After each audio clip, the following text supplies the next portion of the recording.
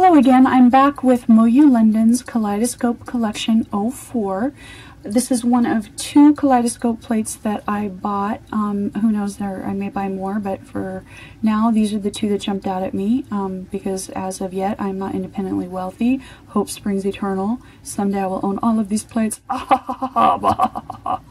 Anyway. This is one of the two plates that I got. I got the XL version. There also is a non-XL version which has more images because the individual images are smaller.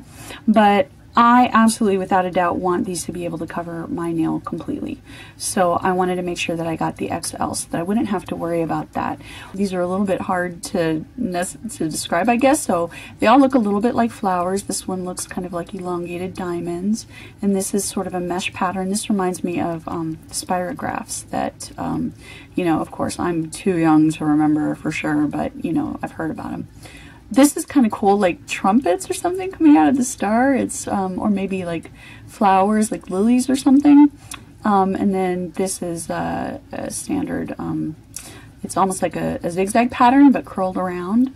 And this is another pretty flower with, you know, triangle sort of shapes. This reminds me, okay, so this is how my mind works. This reminds me of a crossword puzzle, kind of. I get weird crossword puzzle magazines that have crossword puzzles in odd shapes sometimes, and that makes me think of that. Here is this one. Okay, so one thing I should say is notice that you're covering most of your background polish, and what's going to show through here is your background polish. So the majority of your nail is going to be the color of the polish that you are scraping for most of these. So with the exception, this is maybe about 50-50, but for most of these, you're going to be putting on a base color that's going to be almost entirely covered by these stamps. So you want to choose that carefully. I'm not quite sure how I feel about that. And on my other plate that I'm going to show you, there's a little bit more variety with respect to that. One of the things I definitely absolutely want to do is lead light with ones like this. So, and I think, you know, lead lighting of course is more effective when you've got these open areas more, instead of stamping on the design elements necessarily. So the other plate might be better for that, but we'll see. And there's going to be lots of other things that, you know, this is going to be better for.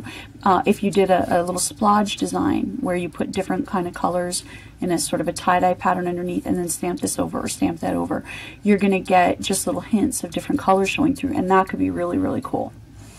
Okay, this one, this reminds me of like Coke bottles, like the old-fashioned bottles that Coca-Cola used to come in. I guess you can still get them that way, but most of the time I get them in cans now when I get them.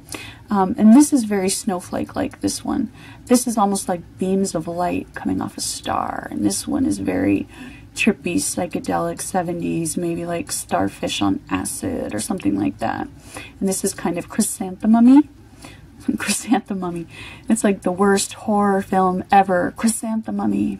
And then this is another one that's almost like a sun or a star, which, okay, a sun is a star, so, but you know what I mean, with like light coming off of it in little bursts. And so, yeah. All right, here is the comparison with the Konad plate.